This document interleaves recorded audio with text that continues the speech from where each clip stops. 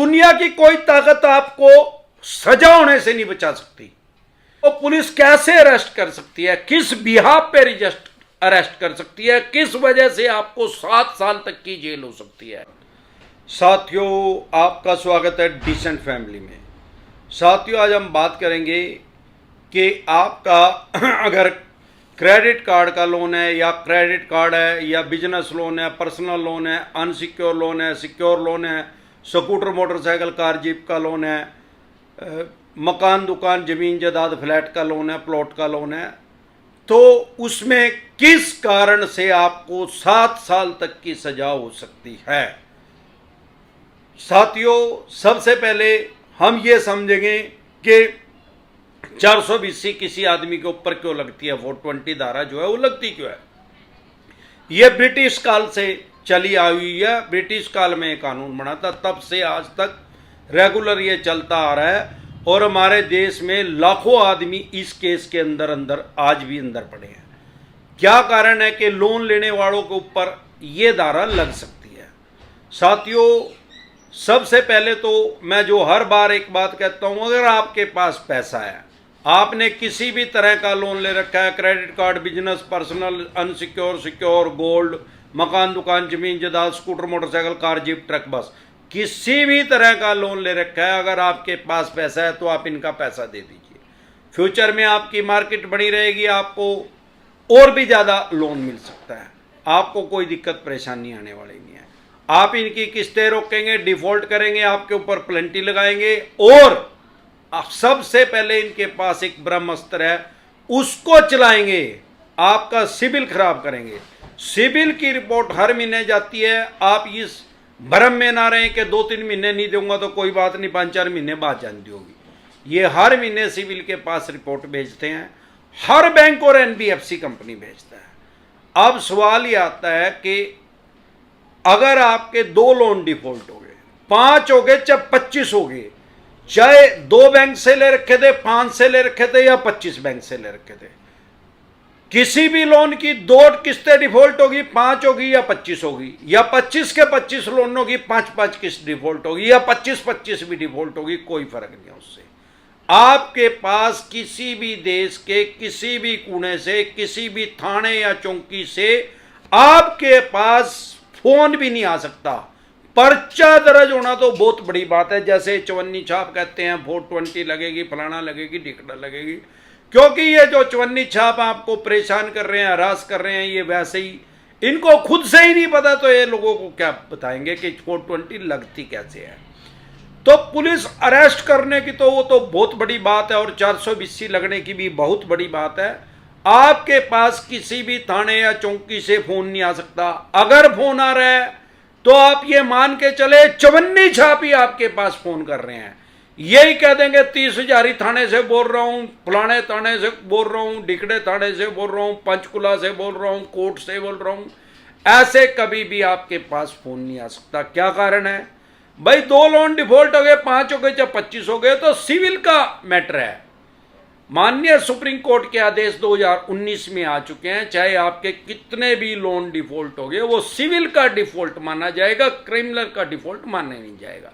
जब वो क्राइम की श्रेणी में आया नहीं तो पुलिस के पास क्या राइट्स, क्या अधिकार आ गया आपके पास फोन करने के और आपको अरेस्ट करने के।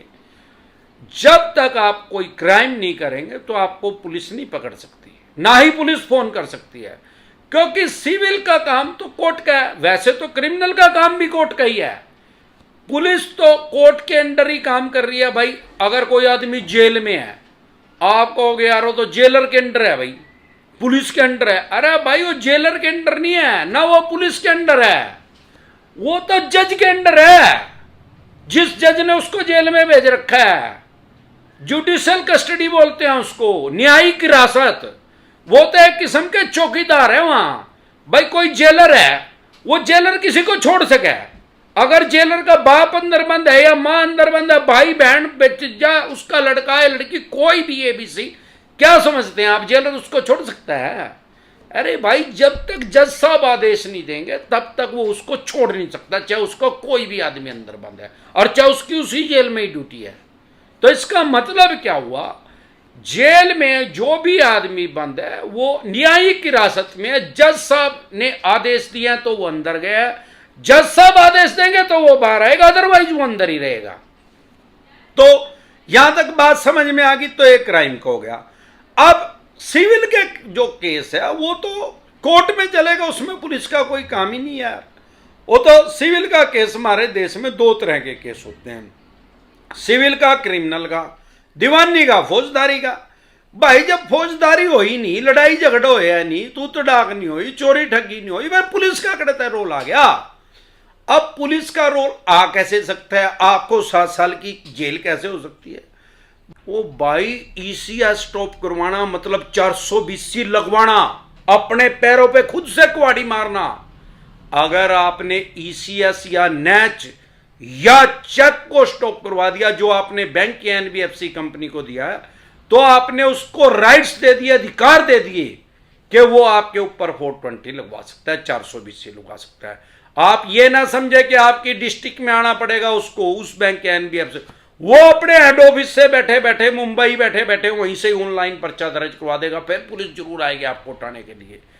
और उसमें आपका बचने का कोई खाना नहीं है, 7 साल की सजा होनी है। क्यों? क्योंकि डॉक्यूमेंट्री प्रूफ है। भाई 420 लगती कैसे है? नाड़ काटने पे लगा, आदमी मारने में लगा, 50 आदमियों की टांग काटते का तो 420 लग जाएगी? नहीं भाई, 420 तो लगे ठगी करने पे, फोर्जरी करने पे। तो वो ठगी तो है भाई। आपने किसी बैंक के एनबीएफसी कंपनी से पैसा लिया, चलो भगवान ना करे बुरा टाइम आ रहा, आपसे दिया नहीं जा रहा, अरे दिया नहीं जा रहा तो उसको तो ऑब्वियसली तो ना करे उसको। आप तो उसको अपने बैंक को ही आदेश दे रहे हैं, आपका बैंक तो उसको ईसीएस को स्टॉप करेगा जब आप रिटर्न में एप्लीकेशन दोगे। लेकिन आप एक बात और समझ लें, आपने वो स्टॉप करवा दी, उसको नहीं पता बैंक एनबीएफसी कंपनी को उसी डेट को आपके अकाउंट में लगाएगा। नैच आजकल नैच चल रहा है, नैच लगाओगे या ईसीएस लगाओगे या चेक लगाओगे, जो भी लगाओगे आपके अकाउंट में होगा। जब आपके अकाउंट में नैच लगेगा, ईसीएस लगेगा, तो आपका बैंक उसको पैसा नहीं देगा, चाहे पढ़े हो चाहे ना पढ़े हो, ना भी पढ़े हो तब भी ना करेगा। वो ये नहीं ना करेगा, उसको रिटर्न में देना पड़ेगा उस बैंक के एनबीएफसी कंपनी जिसने ईसीएस लगाया है कि भाई इस आदमी के या तो बैलेंस सफिशिएंट नहीं है, तो बैलेंस लिख के आएगा भाई इसके पैसे ही नहीं है इतने, भाई साहब आप 6,000 रुपये का लगा रहे हो, इसके तो पैसे ही 1,000 रुपये हैं, हम दे नहीं सकते आपको। या अगर आपने स्टॉप करवा दिया, बैलेंस फिर भी 1,000 है, देने 10,000 रुपये हैं या 6,000 रुपये है या 50,000 रुपये हैं, वो फिर बैंक ये नहीं लिखेगा कि भाई बैलेंस सफिशिएंट नहीं है, वो सेकेंडरी है।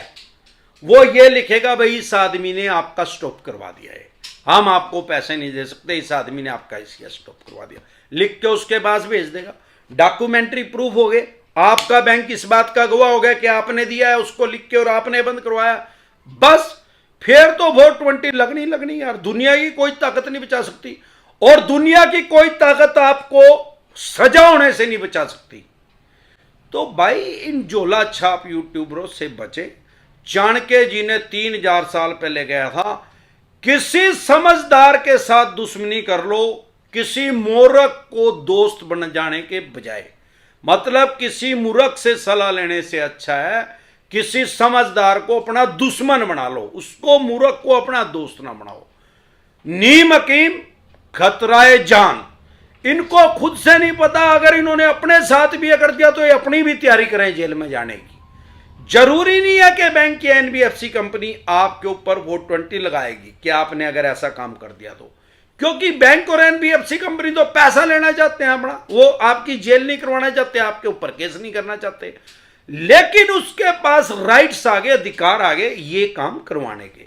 अगर आप नहीं देंगे, बदमाशी करेंगे, फिर जरूर करवा देगा। और नहीं तो जब 25 केस नहीं दिए यार, फिर भी 420 छोड़ दो, 751 भी नहीं लग सकती, सारे देश में सबसे छोटी धारा है, वो भी नहीं लग सकती आपके ऊपर। तो ऐसे गलफत की स्थिति में ना रहें। इसी तरह की या किसी भी तरह की कोई भी दिक्कत परेशानी आ रही हो आपके किसी भी यार प्यारे रिश्तेदार को, वो कमेंट कर सकते हैं। आपको कोई दिक्कत परेशानी आ रही है तो आप कमेंट कर सकते हैं। जिंदा रहे तो बार बार मिलेंगे, नहीं तो हरिद्वार मिलेंगे। नमस्कार।